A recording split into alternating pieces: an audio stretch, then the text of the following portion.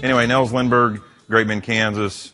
Have a mixed animal practice, animal medical center there that I bought in 2005. Started basically with one veterinarian. We're at 4, potentially pushing to 5, which scares the hell out of me, but part of managing people and egos and doing wonderful things. PAC, you can see the list of names up there. Kind of started, just meeting quarterly, discussing ideas between about 4 of us. Then we just kept inviting people that were doing beef work. And then we got crazy and thought we'd enter the swine folks into this equation. Jimmy Lowe's in here, I think, somewhere listening, maybe hiding in the back. So it's fun. But we have a vision of protein just in general, and we like to learn from other people in the protein business. I give a lot of talks to younger veterinarians and to vet students, and so I knew most of you people would know who this is. I gave one time, and everybody's sitting there, they had no clue who this guy was. And so George Burns was sitting in the hotel bar, drinking his whiskey, smoking a cigar, and guy comes up, sits next to him, can't believe it's George Burns, and George is just puffing away on that cigar, and the guy's just enamored with his age and his health and how spry he is. And so he just finally asked me, what do your doctors think of, the women you chase, the whiskey you drink, and the cigars you're smoking? And he looks at him and he takes a big puff off the cigar, if you can imagine, blows out the smoke, and he goes, all my doctors are dead. So this is PAC. This is the areas we cover. You can see by states and the color coordination, whether it's multiple species or single species. The heart of it's been Kansas and Nebraska, expansion into Iowa. Then we bring in folks like Jim Lowe and some swine expansion. You can see we oversee about 15% of the cattle, oversee about 15% of the total cattle on feed in the U.S., which equals to about 1 in every 6 states served in the U.S. You can see on the dairy side over 46,000 dairy cows. On the swine side, 9.4 million head of swine. We also do a lot in equine and horsemanship and stockmanship. We've got a fine horse trainer, Ted Howard, that we can send into feed yards and help train our animal health crews on horsemanship and stockmanship, as well as international with Dr. Kev Sullivan out of Australia, who travels all over Indonesia and multiple places. And so fun stuff for groups, service, synthesis, and solutions. And so we try to provide, our group has a different way of looking at things. We realized that we were terrible veterinarians and killed a lot of cattle and weren't getting any better with the products that we were supplied, so we started looking at other avenues to improve animal health in the feed yard world. And starts with cattle handling, horsemanship, technologies such as whisper and listening to lungs, and we'll talk about that a little bit more. Facility design. We also do quite a bit of contract research, non-contract research, in-house research. And then we were very big on training and education. Our group in the feed yard world, there's several groups of consultants. We pride ourselves in our commitment towards educating our crews. We're very passionate about people. People, if you hear them talk about PAC, typically they would say that we're kind of in the trenches veterinarians. Not just population medicine, but we work with our crews. We love people and working with people. We have Protein Producers Magazine. That's another thing that we delved into that's been a success. If you are interested in this magazine, you can contact me if you've got my contact information, or Kelly Terrell, that's part of our marketing team. But again, we've focused more on protein as a whole, protein producers, and reaching out with a quality publication that's not just full of ads, but the articles that are in there provide you some good knowledge and insight. Or you can go to our website. Again, there's a picture of 20.4 million cattle on feed in 2015, and we oversee about 15% of that. In 2015, we had 2.5 million cattle placed into our feed yards. In our feed yards in our world, we do a lot of mass medication, which is under the gun. And a lot of that's for various reasons we'll talk about. 22% of those cattle are mass treated on entry into the feed yard, and of the total placements, 5% are mass treated twice. Also in our world, in these sort of settings, we have great debate over revaccination or to not revaccinate. And there's studies that go both ways. Probably the bulk of the studies show to not revaccinate, but we still revaccinate some cattle. we believe on individual pen management and making that decision, not just sweeping the broad sweep of a pen and we're not going to revaccinate. In January 2016, we had 1.73 million head in our database, a very extensive database. It's kind of secondarily how things started as a database, and we were fortunate enough Dr. Wade Taylor's son started coding our software when he was in high school. Then when he was in college, we started paying him $150 a month, and the kid's brilliant, and we have the philosophy of surrounding ourselves with people more brilliant than we are, which doesn't always take much. But Jimmy, he's smart.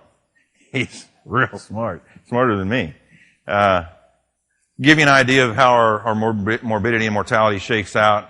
Shy of 30,000 head pulled in January 2016 and shy of 4,000 deaths in January 2016 on the cattle that we see, which we're not proud of that number, but it's part of what we deal with. One thing you should understand is we have 100% death loss, as you all know, both in carcass or fat cattle, but then also in aborted fetuses. That picture there was a picture of one pen of cattle, aborted fetuses that came out of those feeder heifers. And in our world, that equals lots of sickness and potentially lots of death. It's a challenge in our industry. So start healthy. You can see about how empty that slide is. We don't really start healthy. We can start healthy. It's a huge challenge in our industry, but it's part of our business, and it's the fact that, the average cow herd is 20 to 30 head. We're spread over the entire United States. We get cattle from Mexico, Canada, Hawaii. They're spread everywhere. Vertical integration is a challenge. We probably will see more of it, but you cannot house 30 million head of cows under one roof or, a bunch of roofs. We're spread out, and it makes for a management procurement nightmare. So, challenges that we see before we get our cattle. This is our biggest problem as feed yard consultants, is we deal with procurement and our system, and you deal with an order buyer company that was Eastern Livestock. It was the largest order buying company in probably the world, and they started playing the games. Order buyers, I used to say there was two order buyers that I would trust and that did not lie, and that list was eliminated down to 0 last week. And he was a friend of mine, but the problem is it's the nature of the business, and they're driven to start to lie at some point because we talked about profit in between producer and the end user, and profit gets in the way of these guys' brains, and greediness gets to be a part of their picture, and they start messing the slides, and they start pulling cattle off the truck and going loading some recovered chronics and throwing in this truck and shipping down the road to us, and they start dying. So that's a picture of me in my younger days, wrestling days. That's what I like to do to order buyers. They are a challenge. And I would sit here, if you were a room full of order buyers, I would say the same thing. This is a trucker. I took the picture of a trucker. A lot of times you have health issues you can stem back to or trace back to trucking issues. As you're in the swine business, you truck pigs just like we truck cattle. Whether they get hung up, whether they're on meth or speed or whatever, trucking issues create health challenges in our industry. Challenges outside of our control, it's huge in our business. These are all pictures that I've taken. The first one, I was at that yard that day of that fire. You can see the wooden post. It was a wooden rail yard. We were worried about the yard literally. It was windy that day. It was a spring day, and we didn't know what was going to happen. And pretty limited on what you can do. It's about a 20,000 head yard. The picture down below it, that picture is the second tornado that hit that yard. You guys familiar with Greensburg, Kansas, and the Greensburg tornado? The first one that hit that was the same Greensburg tornado, demolished that mill. I was at that yard the day before that picture, and the next day a tornado hit it. And so in our business, that's at a feed yard, 30,000 head feed yard. Tornado hit it that night. The night man called them, let them know. They had to have a roller mill up and running because we had 30,000 head of cattle that needed fed starting by 6 a.m., 5:30 a.m. So as you guys know, in the protein production business, these things happen. They're outside of our control, and they affect our health. So anyway, snowstorms. Nebraska just got hammered, 15 to 20 plus inches of snow. Snow kills cattle. But we got to deal with it, and it's very tough. Challenges outside of our control. This was a 12-month study that we did back in 2012 where we randomly selected 2 lots per yard, and we did 8 or 9 yards, and took 20 deep nasal pharyngeal swabs from the cattle on entry into the feed yard once a month, 2 lots. What we found was we isolated pathogens from 34% of the cattle on entry into the feed yard. This goes back to our start healthy. That's a challenge for us in our business. Of those 34%, 14% of those cattle, 14% of those strains isolated were multi-drug resistant. That's on entry into the feed yard. It's a huge, huge problem for us. Unintended consequences. A group of feed yards that I work with, we've pioneered SOPs. And I've been a part of writing a lot of SOPs. The problem with many SOPs is they are developed, and I think your industry probably, count me if I'm wrong, you guys probably started writing SOPs before the feed yard industry. And we get so many unintended consequences because of bureaucracy and paperwork in a feed yard to help make an audit go correctly or to get Tyson to buy our cattle. The picture of the ice, what that is this company I work with that does a lot of SOP writing and audits and whatnot, they had an SOP that we had to wash our hospital water tanks once a day. Well, even in Kansas, Nebraska, even in Texas, we can have cold weather in the dead of winter. That's a horrendous idea. So, you're kind of raised to pick your battles. The gal that I had to pick my battle with, people call her the Gestapo. She comes into feed yards. People do not like her because she's the auditor. But I picked that battle, and I said, you are dead wrong, and this is part of the audit or part of our SOP that has to be changed. And she first said, well, we'll change it for this feed yard. I said, no, go back to your committee that was made up of other veterinarians, other feed yard owners. I said, tell them this, we have to stop this. This is an unintended consequence. So oftentimes what happens in SOPs, how many of you deal with SOPs? Raise a hand. Okay. How many times have you been involved in an audit or just the consulting veterinarian and the manager or the guy that does the SOP, water tank, whatever your SOPs might say? How many times have they admitted to you that they lied and just signed it? Oh, you're liars. In our business, it happened in this sort of scenario, it happens routinely. We have them fill out paperwork. They've got to sign this daily that they've done this, done that. And the water tanks, they were supposed to wash their water tanks once a day, hospital water tanks once a day. You know what he did? Never washed them once a day, typically once a week. And if it was freezing, they may not get done that week, but you know what he did on that in his workbook? Signed it every day. Drives me nuts. So we have SOPs in place, and we teach our employees to lie, to lose integrity. And so if you're part of writing SOPs, it's an unintended consequence. Make sure it allows you to do the right thing for the pigs, poultry, cattle, whatever you're writing them for, and make sure it doesn't create loss of integrity from your employees, because that's what we have to have out of them. And if you're a leader and you have loss of integrity with yourself, you might as well just quit because you're terrible. Challenges with cattle and people, it's every day. As scientists, we're trained to focus on data. We love data. I love data, but I figured out I'm horrible at it. I'm not a very good scientist, so I like people. And so we solve people problems. And that gentleman on the horse there, his name's E.T. He's probably 48, 47. He's done it his whole life. He takes ibuprofen, naproxen every day. I think he takes some, Tylenol 3 periodically as well. He's done. He's painful riding that horse, but we got to keep him motivated to do what he needs to do best. Manuel, Hispanic guy, they challenged me. They said I could not get him to use that computer, the manager of the feed yard. And of course, you want to get somebody fired up that's competitive. If you're in this room, you're obviously probably competitive. I made it my last goal. He was going to learn how to use that computer and enter hospital treatments on cattle. Sick cattle. That's a brand new set of cattle into the feed yard next day, and that's a sick animal. Challenges we deal with. So what do we focus on? We focus on things we can control.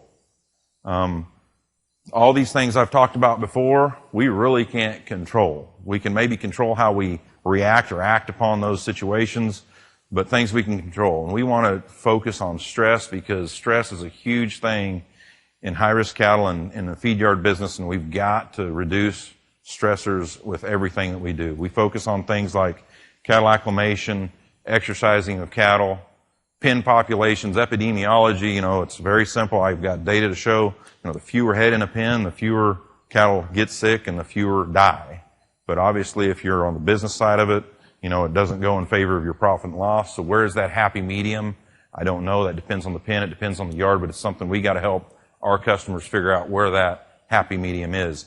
So our group pioneered this. Dr. Tom Knopfsinger, you've probably read about him. He's, world famous, genuine guy, loves people, loves cattle even more. And between him and studying Bud Williams, we exercise cattle. We get them out of their home pen. Did you see what they were doing in the first part of that video? They were bucking, kicking, playing. We were creating positive energy in those cattle. It made them feel good. Get them out of their pen, stimulate a cough, stimulate their blood flow. And behaviorally, it's a very positive experience for these cattle. I've had cowboys look at me like, I want you to exercise cattle. Guys like E.T. that have done it for years, and they look at you like cross-eyed. You want me to what? Yes, kick them out of the pen. Just trust me. Do it. I'll help you do it. I'll train you how to do it. And then they see this. And then you have old school cowboys that don't want to still believe it, so they still don't do it. So the young buck like me or the young buck cowboy, he's willing to try anything because cattle are dying and he's willing to do anything. So he starts exercising, and the old cowboy, he's watching. And then he figures out, that's pretty cool. I have yet to this day to have one single cowboy tell me it's a bad idea and it doesn't work. It's pretty fun stuff. You can see them entering back in the pen, and that's literally what they do. When they go back in the pen, 80 to 90+% of those cattle, they'll do one of two things. What do you think that is? They'll either go to the water tank or they'll go to the feed bunk. 80 to 90%, like clockwork. It's a great thing. We also talk about pathogen management. As you've seen some of the pathogen situations we deal with, it is ugly. It is very ugly. And we deal with multi-drug resistance, so it's a huge term I use literally every day with every manager, every cowboy crew, is pathogen management. And that comes through epidemiology, that comes through all sorts of wonderful things. Antibiotic preservation, we've all heard about that and want to try and preserve our antibiotics, which leads us to case definition. Our group is a big, passionate group on case definition. What is case definition? Well, by the FDA, that is our case definition in beef cattle. Is it that way in pigs when you conduct research and safety studies and efficacy studies? So in the FDA, it's BRD diagnosis case defined is by visual evaluation, and that score, and a temperature. I mean, if you told Oprah that, she'd be like, what? That's how you decide what you're going to give antibiotics to, is looking at them and taking their temperature and that's it? She's not going to like it. Nobody's going to like it. But that's what we deal with. So we're aiding in redefining case definition. We hope we are aiding in it. We do this through visual evaluation using thermometer, as well as, hey, if we think they got pneumonia, let's listen to their lungs. I think that's probably a good place to start. Dr. Tom and Dr. Wade, they started listening to the lungs over 10 years ago. It's progressed to this fine tool called Whisper technology. It's a digital stethoscope that we place on the cattle, on their chest, right above their elbow, listen to their lungs. That stethoscope takes an 8-second recording, kicks it over to some software in the computer, and then it pops it up on the screen with actually a visual reading of what that sound looks like, and then it gives a lung score, 1 to 5. 1 normal, 2 mild, 3 moderate, 4 severe, 5 chronic or AIP. It's changing the way we make our decisions on antibiotic selection in our yards. As you can imagine, I don't know, in your industry, in the feed yard consulting industry, if you're a veterinarian that comes up with an idea, all your competitors try to do everything they can within their everlasting power to disprove that technology or whatever you're trying to do. Competition. But I'll show you some data. But my story is Dr. Traylor. He is a deputy commissioner of the FDA, and I think there's several of them. He's right under the top dog. And Jerry Moran, senator from Kansas, he holds the purse to the wallet to the entire FDA. So, knowing he held the purse, he invited the FDA to come to Kansas, look at some feed yards, look at some operations. So they came out this last summer, came to a yard I consult, and it was is a pretty big production. Of course, you've got, second top dog from the FDA and about 10 other FDA people, Senator Jerry Moran and many other people, media, and so we gave them the tour. They were amazed. They had no clue. In the feed yard industry, all our trucks are GPSed. We can watch them real time on a screen. You can watch them unload, how many pounds they're unloading, when it stops, when they move on to the next pin. If with beta agonists and antibiotics, if the truck driver pulls up to the wrong pin, he's not allowed to unload there. The GPS says, you're at the wrong pin. Sorry, bud. Won't even let him unload. We showed them. We've got it on a big screen TV at this yard. It's pretty cool. And they're just amazed. Just people inside the Beltway have no clue. So we go to doctor, and so I pull this out. We've got a monitor in the doctoring barn, and this stuff is showing up, the graph on what the lung sound looks like. And so I looked at Dr. Traylor. He's standing there. Him and the guy second underneath him. And I said, so by your definition of BRD, it's by temperature and visual evaluation. I said, don't you think we can do better than that? They look at me, and I'm showing them this, and they're seeing the 1 through 5 pop up, and this is how we decide what antibiotic we give. They were amazed. So we got to do better. We can do better. So we feel that combining multiple objective diagnostic modality improves case definition. That's one of our top goals, is for enhanced case definition. So slide's kind of a busy slide. I probably need Jim up here to give you the wordage on it, because I'm very simple-minded, but so what this is showing case fatalities. We had 14,511 first-time BRD pulls across the 8 feed yards. We took those. We had 1,339 case fatalities on those cattle. Of those case fatalities from BRD, we have 608 head that had no fever. We had 210 head that had a lung score 1. So in other words, those were cattle that we looked at one or the other. And then the third group is defined as they had a whispered lung score 1, which again is normal, and no fever. And we had 102 case fatalities. So what I'm trying to demonstrate here is that with more modalities to better define a case of disease, in this case, respiratory disease, we improve our identification of case fatalities.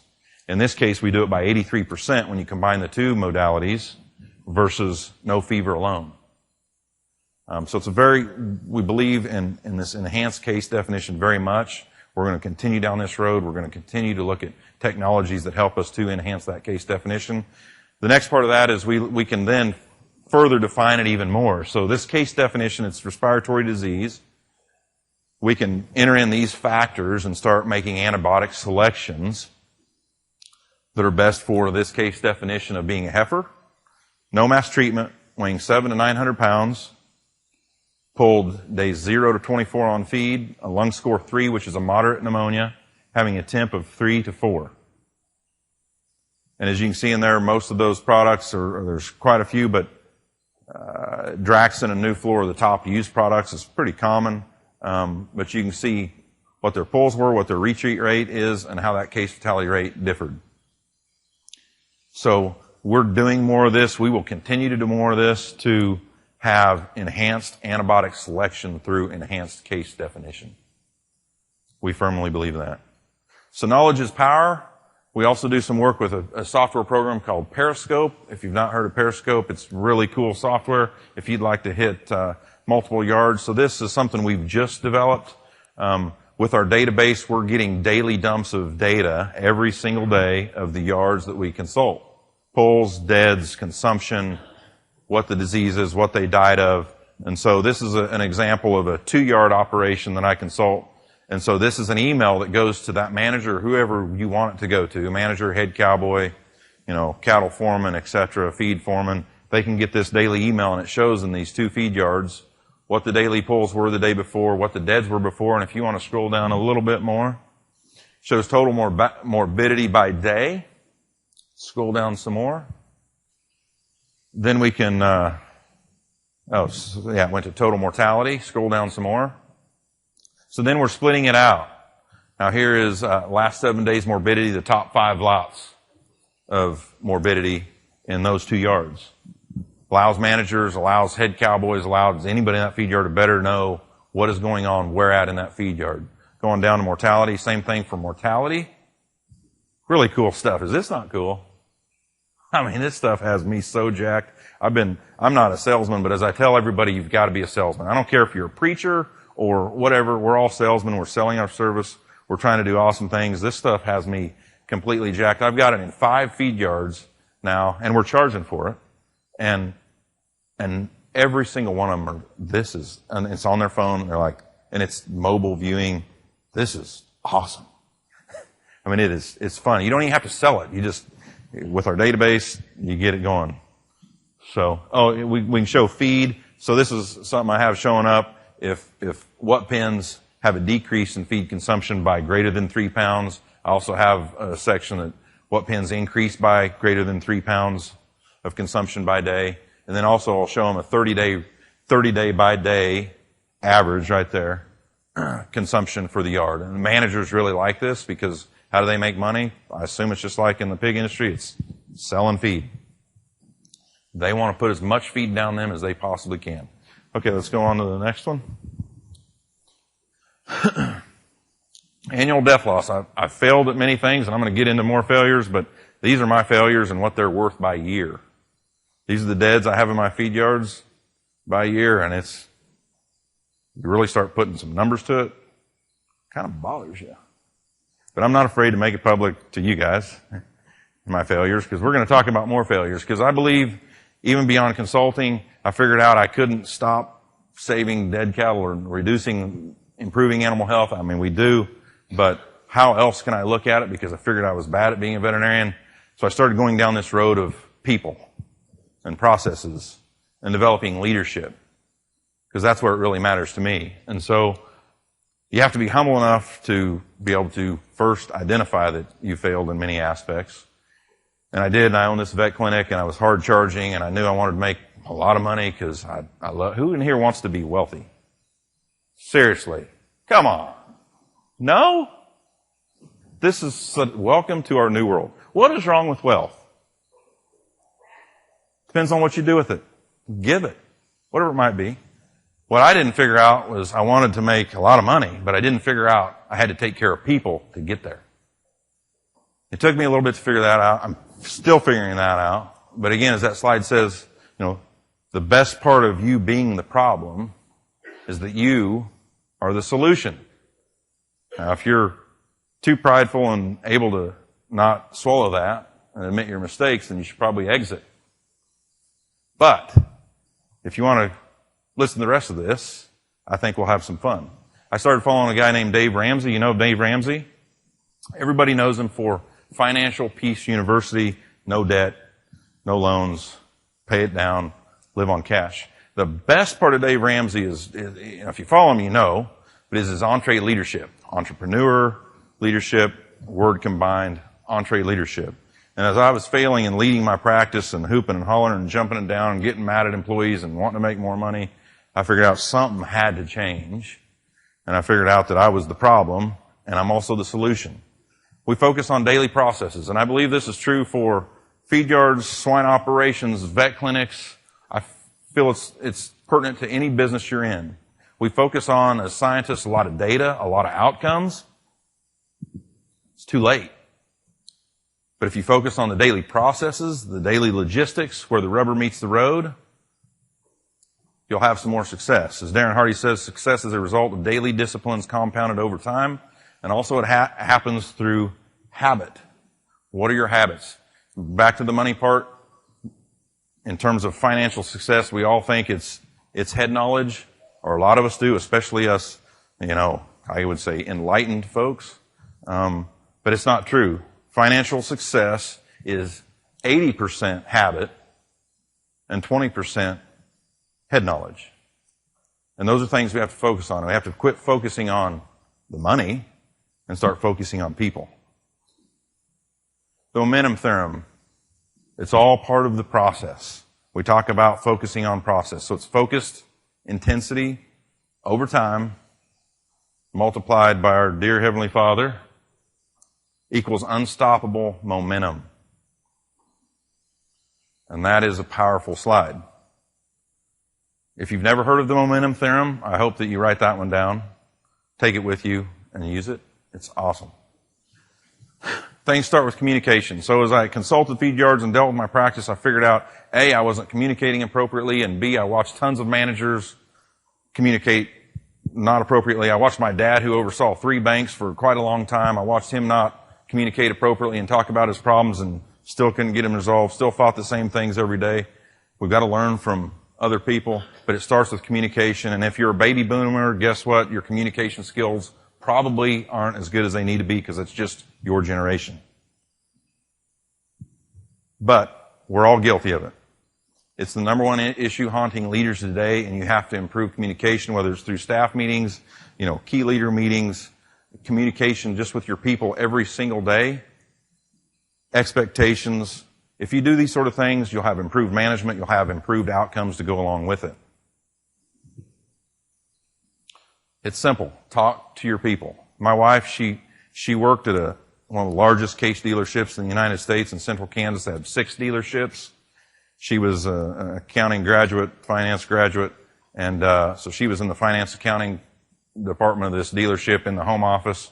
She walked by the owner of this 6 dealership operation, multi-million-dollar operation, and walked by him every day. Mind you, he was 2nd generation owner, not 1st generation who built it. He died right prior to that. She walked by the 2nd generation now owner. Every day she could walk by him, say, "Hey, how you doing?" Walk by his office. He wouldn't look up from his computer, wouldn't put down his magazine, wouldn't say hi-bye to her, nothing. You know what she did? She quit. She put up with it for a while. But if you're a leader and you can't communicate to your people every day in a very kind, caring manner, your thoroughbreds and rock stars will leave you and they will go work for me. Because that's who I'm hiring, is thoroughbred and rock stars. I think that's what he's working to do. It's simple. Talk to your people. Care for them. Engage them and challenge them. I promise you, everybody wants to do good.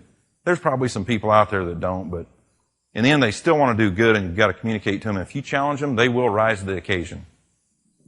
Another key area that's very key here is vision and story. There's some successful people in this room. In the swine business, it seems like a lot of veterinarians are the leader. They own the production of swine. In the beef business, it's not so much that way. There are veterinarians that own starter yards, own feed yards, but not very many. It requires tremendous amounts of capital, of which just keeps requiring more as, price of cattle skyrockets. But if you own a vet clinic or if you own a swine operation, you got people working for you. Have you told them your story? Have you told them where you came from? Have you told them where your first paycheck came from? My first paycheck came after spring break, my 6th grade year. I don't even know what I weighed. I was kind of a short, fat, chubby kid at that point. It's before I started sports. But we had to buck 3,000 bales. I got my first paycheck, and I haven't stopped working since. I quit Little League. I did play high school sports. Back to that money. I loved money. So I quit, kept working. I've worked ever since. That's part of my story. I was born and bred to work. My mom was German and hard-nosed German, and we work. That's part of my story. But I tell them more of the story. How did we start? Where did we get to where we are today? What are your visions? If you're in this room, you have to have some visions. I know you're leaders we're all leaders of what we do if you're probably in this room. What is your vision? Oftentimes as leaders, we do a terrible job of telling people what our vision is. We're very, very good at telling people what they do wrong. We focus on what they do wrong so much that they get mad and they quit. Oftentimes I would tell you that they quit because of you. And you haven't told them where you're going, where you've been, what your vision is, what your story is. I promise you, when you start doing those sort of things, those chains on there, those people that work for you, they will pull on those chains so hard that, remember that momentum theorem slide? Unstoppable.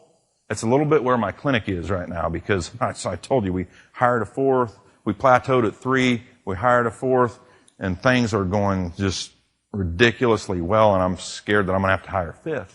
But people want to do the right thing. They want to do wonderful things. They want to work their tail off for you. And if they don't, if you're in a staff meeting, I tell them all, if you're here for mediocrity, there's the door. And that's how I interview as well.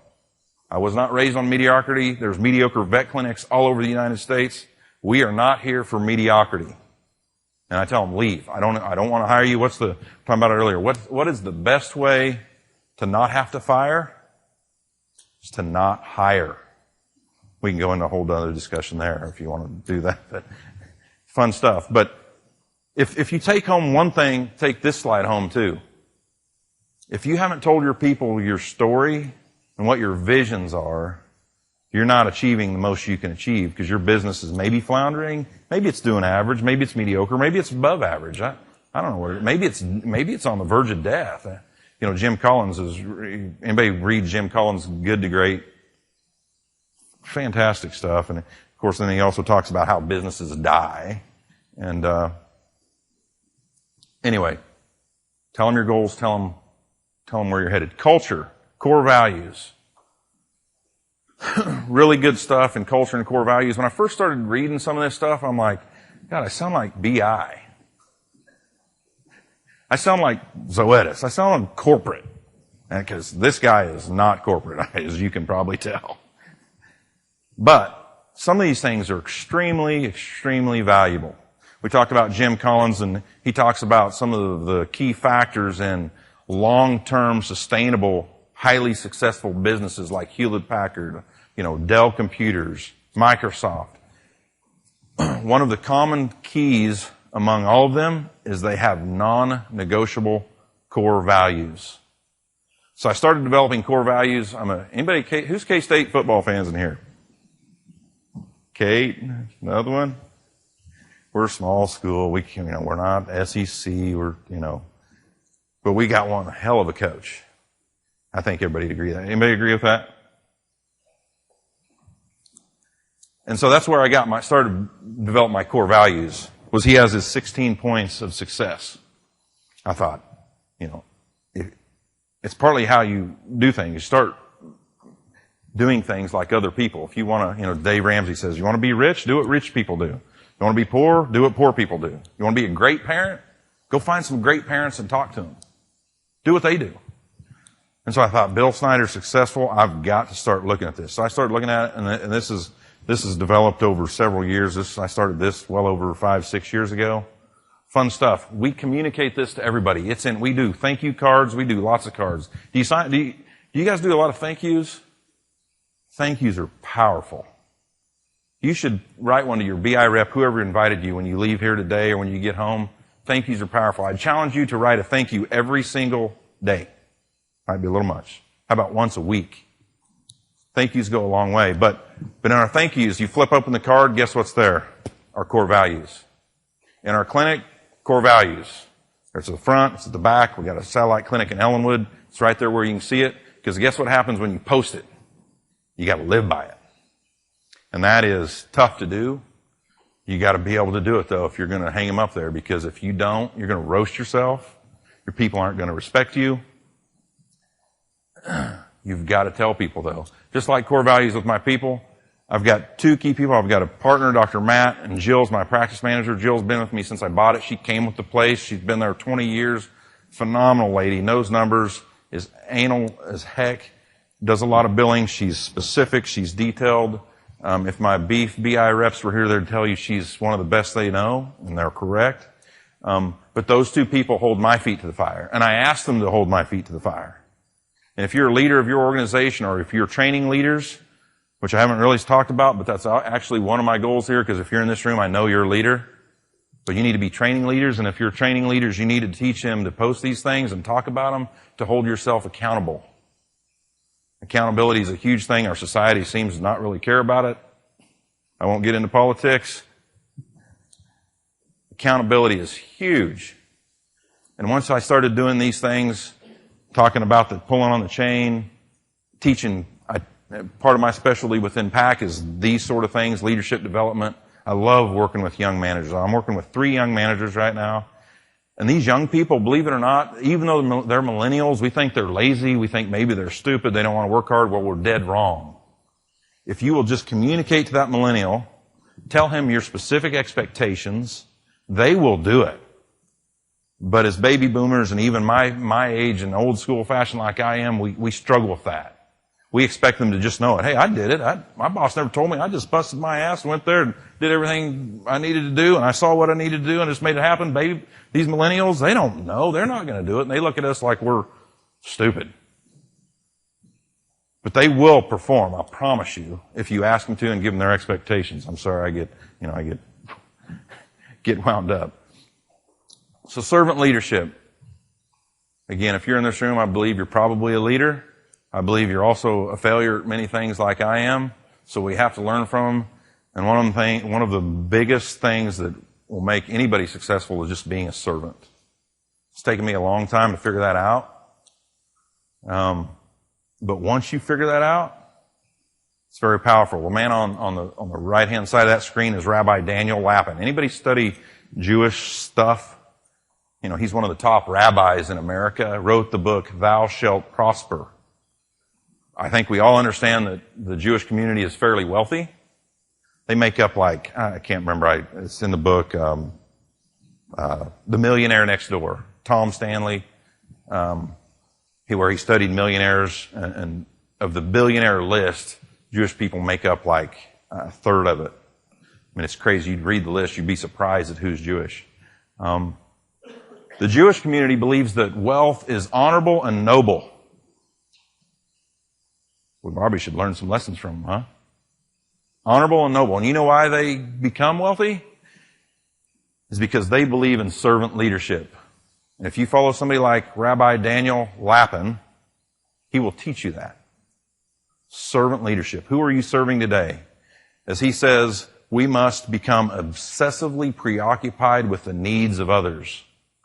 So I don't care if you work for BI and these guys are your customers. I don't care if you're a veterinarian and you have clients coming in your door, or your employees that work for you. Are you preoccupied with their needs? I've had a gal that had cancer recently, her husband died recently, her house burnt down about 5 years ago, multiple problems. I had to become preoccupied with her needs. Jill, my main practice manager, she's dealing with right now. She can't hardly walk on her right leg. She's got a impinged spine, or a disc that's bulging. I've got a veterinarian that works for me that's on the verge of divorce. And you have to take care of those people. And I think we all have problems. Don't we all have problems? Everybody's got problems. But if you start thinking about those people and taking care of them, that chain, they will pull the heck out of it. That picture on the left, it's not about getting our needs met. It's about meeting the needs of other people. That's our crew there on that left of Animal Medical Center. Some fun people. They have problems, though. They need our help. Your people underneath you, they need your attention. They need your time. They need you to care for them. If you do those things, you'll become an awesome, awesome leader.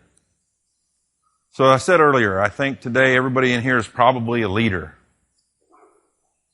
So I've given you a couple slides I really wanted you to take home, but what I really want you to take home is if you're a leader in this room, it's our job to grow more leaders.